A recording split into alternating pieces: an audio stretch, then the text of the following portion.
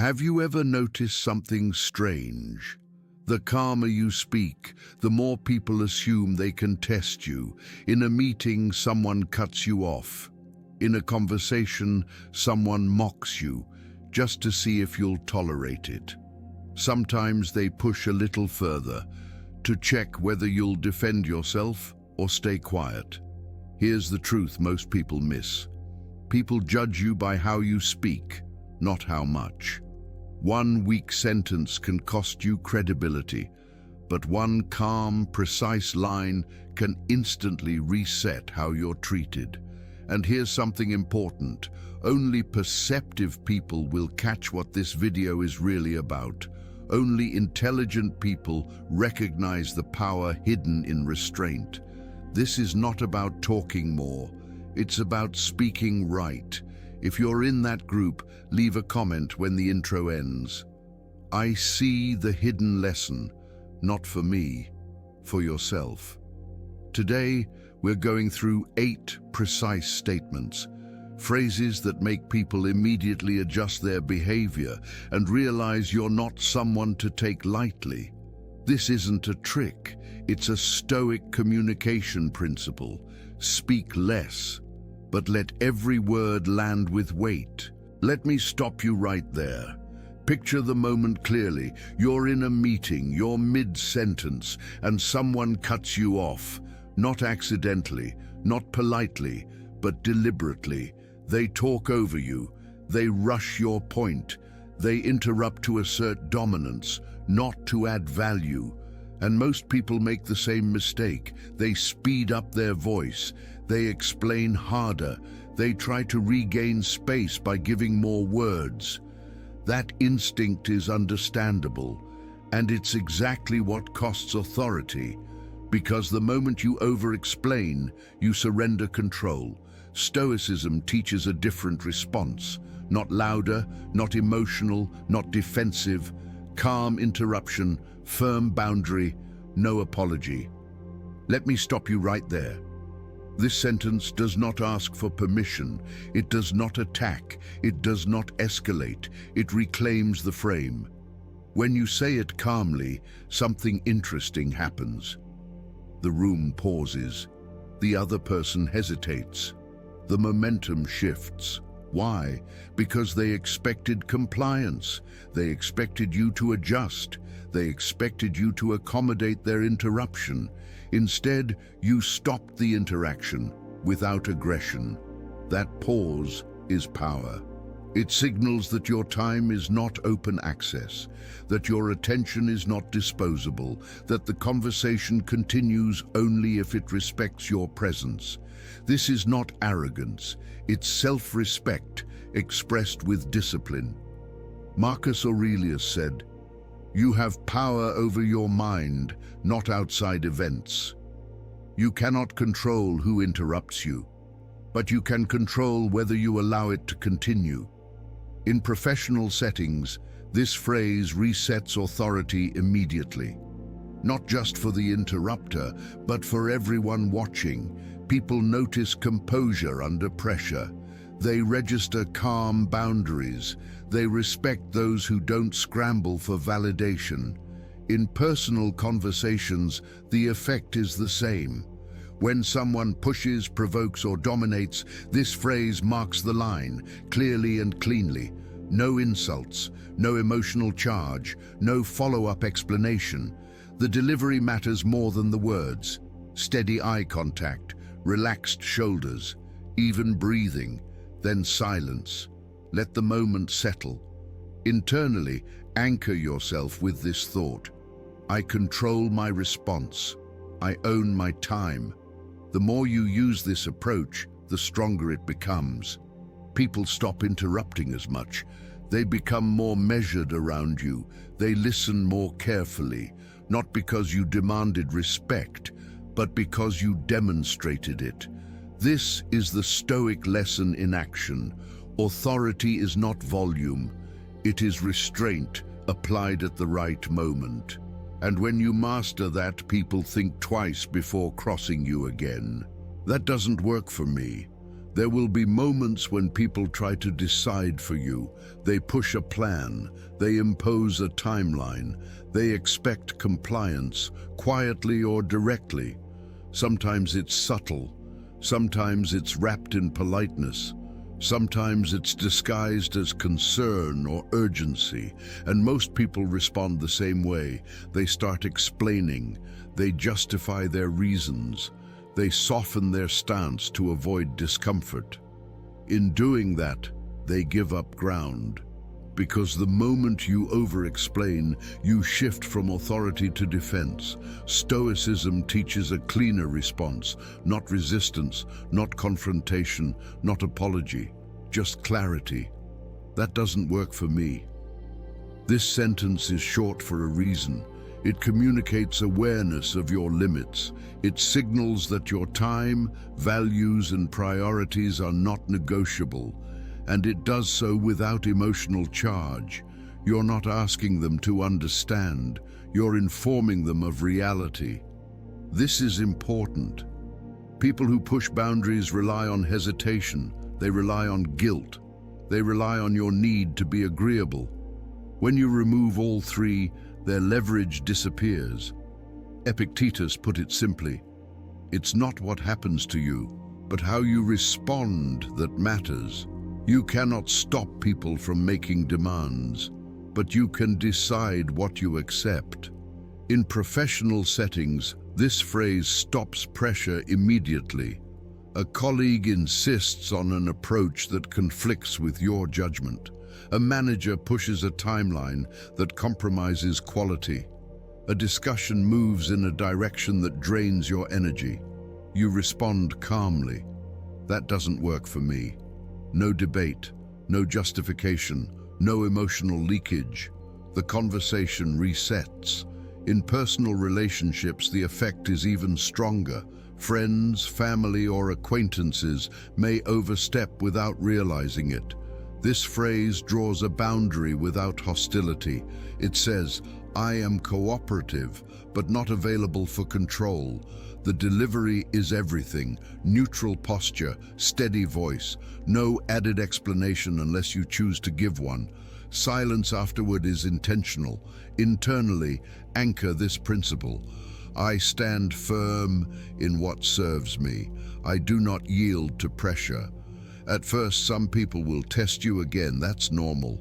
Boundaries reveal who respected you and who relied on access. With consistency, something shifts. People stop pushing as hard. They adjust their expectations. They learn where the line is, not because you argued, but because you remained steady. This is self-sovereignty in practice. You're not rejecting others. You're choosing yourself without drama, and that quiet certainty is what commands respect. I'll respond when I'm ready. One of the most common ways people lose authority is by responding too fast. Someone demands an answer, pushes urgency, creates pressure. A message comes in late. A question is thrown at you unexpectedly. A disagreement heats up and everyone waits for your reaction. Most people feel that pressure instantly. They rush to reply. They speak before thinking. They answer just to relieve discomfort. And in doing so, they give control away. Stoicism teaches something different. Urgency is not authority. Speed is not strength. I'll respond when I'm ready. This sentence does one powerful thing. It separates you from the pressure. You are no longer reacting to someone else's timeline. You are choosing your own. And that choice shifts the entire dynamic. The other person expects immediacy. They expect emotional compliance. They expect you to move when they push. Instead, you pause. And that pause forces them to adjust, not because you resisted, but because you refused to be rushed. Marcus Aurelius reminded us, you have power over your mind, not outside events. You cannot control who demands your attention, but you can control when you engage. In professional settings, this shows discipline. An email arrives charged with emotion. A meeting turns confrontational. A decision is pushed without time to think. You don't rush to prove competence. You respond with intention. I'll respond when I'm ready. Clear, calm, final. In personal situations, this protects your peace. Friends demand explanations. Family presses for immediate answers. Online arguments bait you into reacting. You step back, you breathe. You decide when your voice enters the conversation. That restraint communicates something powerful. It says, "My clarity matters more than your urgency." Delivery is critical. No irritation, no sarcasm, no defensiveness, just steady tone and relaxed posture, then silence.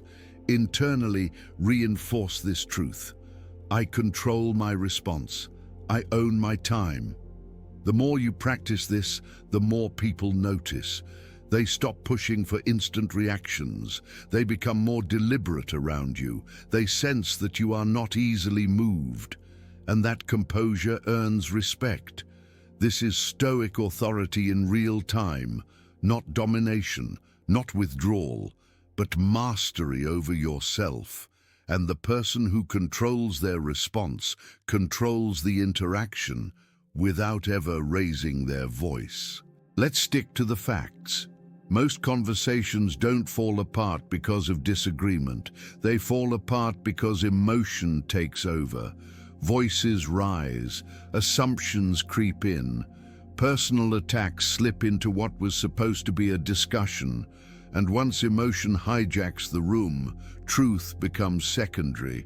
Stoicism teaches a way out of that chaos, not through dominance, not through defensiveness, through grounding. Let's stick to the facts. This phrase sounds simple, but it's surgical. It pulls the conversation out of emotion and anchors it in reality. You're not denying feelings. You're refusing to be ruled by them. When someone exaggerates, misrepresents, or tries to provoke, this sentence quietly resets the frame. It signals that you are not here to spar, posture, or perform. You're here for clarity. And clarity is intimidating to people who rely on distortion. Epictetus said, "It's not what happens to you, but how you react that matters." Facts strip reaction of its fuel. In professional settings, this is especially powerful. A colleague twists details. A discussion turns personal. Blame replaces evidence. Instead of defending yourself, you slow the room down. Let's stick to the facts. Then you present only what is observable. What can be verified, what cannot be argued without revealing dishonesty. No embellishment, no emotional tone, no excess words. The facts do the work for you. People notice this. They see someone who doesn't need drama to feel important, someone who doesn't flinch under pressure, someone who values truth over winning. In personal conversations, the same principle applies. Arguments often escalate because both sides chase validation. This phrase removes that chase. It creates a pause, a reset, a chance for reason to re-enter the room. Delivery matters, even voice, neutral expression, calm pacing, then silence. Let the facts sit. Internally, remind yourself, I anchor in truth, not emotion. Over time, this approach reshapes how others engage with you. People become more careful with their words. They think before exaggerating. They realize emotional tactics won't work, not because you shut them down, but because you didn't join the chaos. This is Stoic authority, not loud, not forceful, precise, and precision commands respect. That's your opinion. Here's mine. There is a subtle pressure most people feel in conversation, the pressure to agree, to nod along, to soften their stance so the room stays comfortable. And little by little, their voice disappears. Stoicism rejects that, not through confrontation, but through clarity. That's your opinion. Here's mine. This sentence does something most people are afraid to do. It separates truth from approval. You're not attacking the other person's view. You're not dismissing it. You're simply refusing to surrender your own judgment. That distinction matters, because many people don't argue to understand. They argue to dominate. And when you immediately justify yourself, you hand them control of the frame. This phrase keeps the frame intact. Marcus Aurelius wrote, "If it is not right, do not do it. If it is not true, do not say it." You are not obligated to adopt someone else's perspective just to maintain harmony. In professional settings, this restores balance instantly. A colleague pushes a narrative. A group leans toward consensus without reasoning. Someone dismisses your position as secondary. You respond calmly. That's your opinion. Here's mine. Then you state your view, briefly, clearly, without excess explanation. You don't argue for acceptance. You present for consideration. That alone shifts how you're perceived. In personal relationships, this phrase is just as powerful. Friends or family may try to steer your choices. They may frame their preferences as facts. This response creates emotional space without hostility. It says, "I respect your right to think, but I retain my own." Delivery is everything, even tone, relaxed posture, direct eye contact, then stop. Silence reinforces the boundary. Internally, carry this reminder: my mind governs my words reflect my reason. When used consistently, people adapt. They stop assuming agreement. They stop speaking over your perspective. They listen more carefully, not because you demanded attention, but because you demonstrated self-respect. This is Stoic communication in practice. You don't raise your voice. You don't seek validation. You speak once and let reason stand on its own. You're crossing a line. There comes a moment when silence stops being strength and starts becoming self-betrayal. Someone pushes too far. They test your patience. They disrespect your space, verbally, emotionally, or socially. Most people respond in one of two ways. They laugh it off and absorb the discomfort, or they react emotionally and lose control of the situation. Stoicism teaches a third option: clarity without emotion, boundary without hostility. You're crossing a line.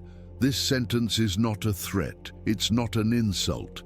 It's not an invitation to argue. It's a statement of fact. It tells the other person that a limit exists and that they've just stepped beyond it. That alone changes the dynamic, because most disrespect happens in the gray area, where boundaries are implied but never enforced. This phrase removes the gray. You're not explaining why it's unacceptable. You're not debating intent. You're not negotiating comfort. You're defining reality. Marcus Aurelius said, "You have power over your mind, not outside events." You may not control what someone attempts, but you always control what you allow. In professional settings, this is especially powerful. A colleague speaks over you repeatedly, makes personal remarks, dismisses your contribution. Instead of sarcasm or frustration, you respond calmly. You're crossing a line. The room goes quiet, not because you raised your voice, but because you drew a boundary others felt immediately. In personal situations, the effect is just as strong. Friends joke too far. Family members push emotional buttons. Acquaintances test your limits to see what you'll tolerate. This phrase stops the behavior without turning it into a scene. Delivery matters. Steady tone, direct eye contact, relaxed posture, no added explanation. Silence afterward is intentional. Internally, anchor yourself with this truth: I protect my energy. I define my limits. Some people will adjust immediately. Others may resist. That resistance tells you everything you need to know. Boundaries don't drive away the right people. They reveal the wrong ones. This is Stoic strength in action, not aggression, not avoidance. Self-respect expressed with discipline. And once you make it clear where the line is, most people won't cross it again. We're done here. There is a moment in every interaction when continuing no longer serves clarity. The conversation starts repeating. The tone shifts from discussion to control. Explanations turn into energy drain. Most people stay too long. They keep defending. They keep justifying. They keep trying to be understood by someone who isn't listening. Stoicism teaches a different response, not anger, not silence out of fear, but deliberate disengagement. We're done here. This phrase does not escalate the situation. It ends it. You're not attacking, you're not storming off, you're reclaiming your attention, and attention is power. Marcus Aurelius said, "You have power over your mind, not outside events." You cannot control whether someone wants conflict, but you can decide when your participation ends. In professional settings, this is rare and powerful. A meeting becomes circular. A negotiation turns manipulative. A discussion repeats the same pressure in different words. Instead of arguing harder, you close the loop. We're done here. Calm, final, non-negotiable. The room understands immediately.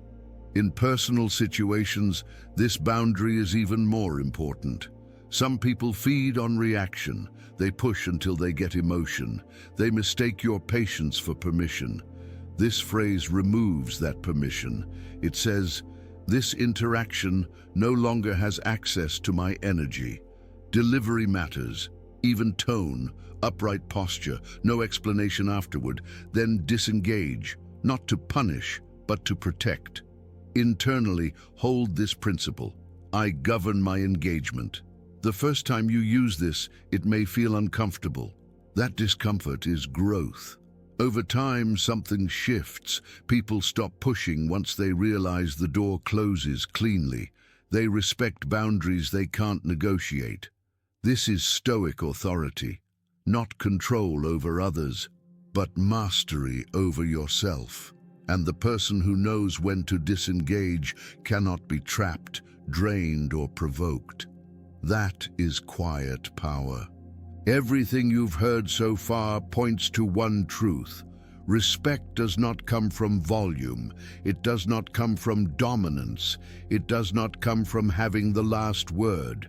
Respect comes from restraint, from knowing when to speak, and more importantly, when not to. Most people talk too much because they're trying to be accepted. They explain because they fear being misunderstood. They argue because they fear being dismissed. But the moment you stop chasing validation, your presence changes.